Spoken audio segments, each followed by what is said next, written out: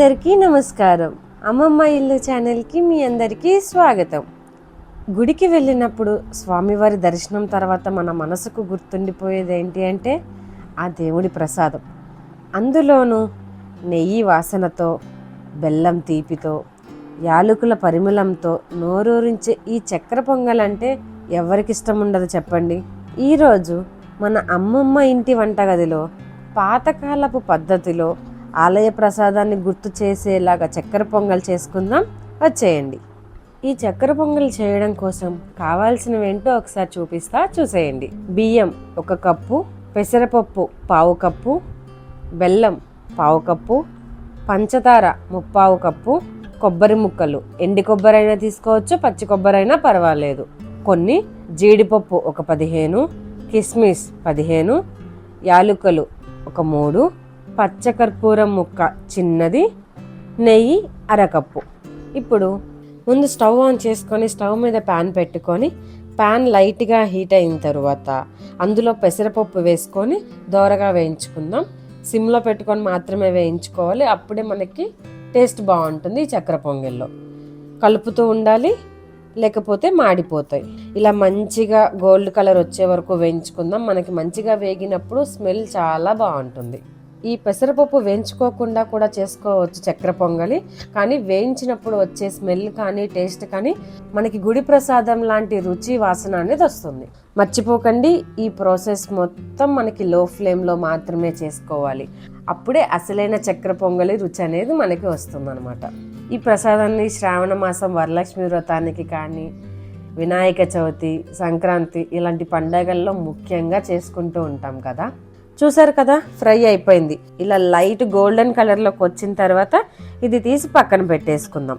ఇప్పుడు ఇదే ప్యాన్లో ఒక 2 టేబుల్ స్పూన్ నెయ్యి వేసుకొని అది కొంచెం హీట్ అయిన తర్వాత అందులో జీడిపప్పు వేసుకొని కొంచెం వేయించుకుందాం.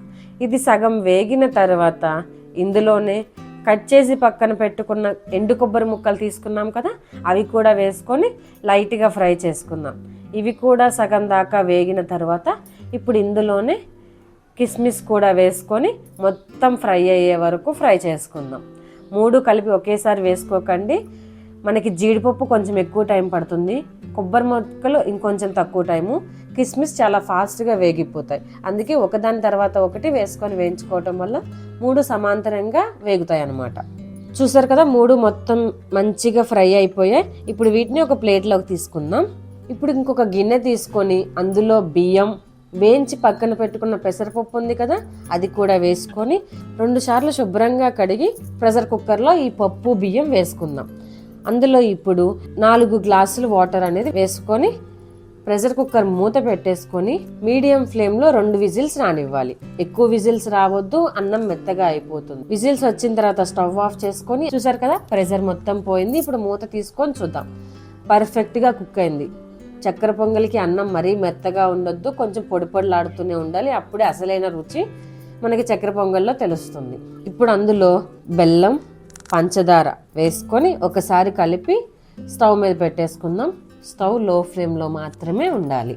అంతా ఒకసారి పూర్తిగా కలిపేసుకొని మూత పెట్టేసుకొని ఒక 5 నిమిషాలు ఉడకనిద్దాం. ఈ బెల్లం, చక్కెర మొత్తం కరిగే వరకు. మధ్యలో ఒకసారి మూత తీసుకొని కలుపుకుందాం. మళ్ళీ ఒకసారి చూసారు కదా, కరుగుతూ ఉంది. ఇంకొక 2 నిమిషాలకి మనం పూర్తిగా బెల్లం అనేది కరిగిపోతుంది. చూసారు కదా, బెల్లం, పంచదార పూర్తిగా కరిగిపోయాయి, నీరు అనేది వచ్చేసింది. ఈ నీరు మొత్తం ఆ అన్నానికి పట్టే వరకు ఉడికించుకోవాలి, దగ్గరకు వచ్చేలాగా. ఇలా కలుపుతూ ఉన్నప్పుడు నెయ్యిని కొంచెం కొంచెంగా వేసుకుంటూ కలుపుకోవాలి. కనీసం 1/4 కప్పు నెయ్యి అయినా వేసుకోవాలి ఈ చక్కెర పొంగల్లో, లేకపోతే మనకి అంత రుచి దొరకదు. ఇంకా ఎక్కువ తినే వాళ్ళు ఉంటే ఇంకొంచెం ఎక్కువైనా వేసుకోవచ్చు, కానీ తక్కువ మాత్రం వేయకండి, రుచి దొరకదు.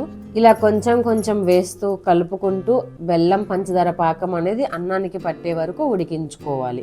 మరీ గట్టిగా అవ్వనీకండి, ఎందుకంటే చక్కెర పొంగలి ఆరిన తర్వాత గట్టి పడుతుంది. చూసారు కదా, మంచి కన్సిస్టెన్సీలోకి వచ్చేసింది. ఇలా వచ్చిన తర్వాత 2 లేదా 3 యాలకుల్ని దంచుకొని ఇది కూడా ఈ చక్కెర పొంగల్ని అన్నంలో వేసుకొని ఒకసారి కలిపేసుకుందాం.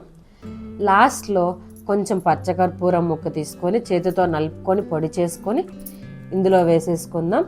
ఇది కూడా ఒకసారి కలిపేసుకొని లాస్ట్లో ఒక 2 టేబుల్ స్పూన్లు నెయ్యి వేసుకొని ఇప్పుడు ఇందులో మనం ముందే వేయించి పెట్టుకున్న జీడిపప్పు, కొబ్బరి ముక్కలు, కిస్మిస్ వేసి మళ్ళీ ఒకసారి కలిపేసుకొని స్టవ్ ఆఫ్ చేసేసుకుందాం.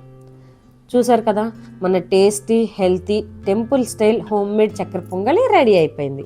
దీనిని మంచిగా అరిటాకులో సర్వ్ చేసుకొని టేస్ట్ చేస్తే ఉంటుందండి పెసరపప్పు కమ్మదనం, నెయ్యి సువాసన, తింటుంటే మధ్యలో కిస్మిస్, కొబ్బరి, జీడిపప్పు తగులుతూ ఉంటే ఆహా, గుడి ప్రసాదానికి ఏ మాత్రం తీసిపోదు. మీరు కూడా ఒకసారి ఈ స్టైల్లో చక్కెర పొంగల్ ట్రై చేసి చూడండి. మీకు ఈ చక్కెర పొంగల్ నచ్చితే మీ ఇంట్లో ఎలా చేస్తారో కామెంట్ బాక్స్లో కామెంట్ చేసేయండి. ఇలాంటి మన తెలుగింటి వంటలు, అమ్మమ్మల కాలం నాటి రుచులు ఇంకా ఎన్నో మీతో పంచుకోవడానికి అమ్మమ్మ ఇళ్ళతో ఇలానే ఉండండి. అంటే సబ్స్క్రైబ్ చేసుకోండి. Thanks for watching.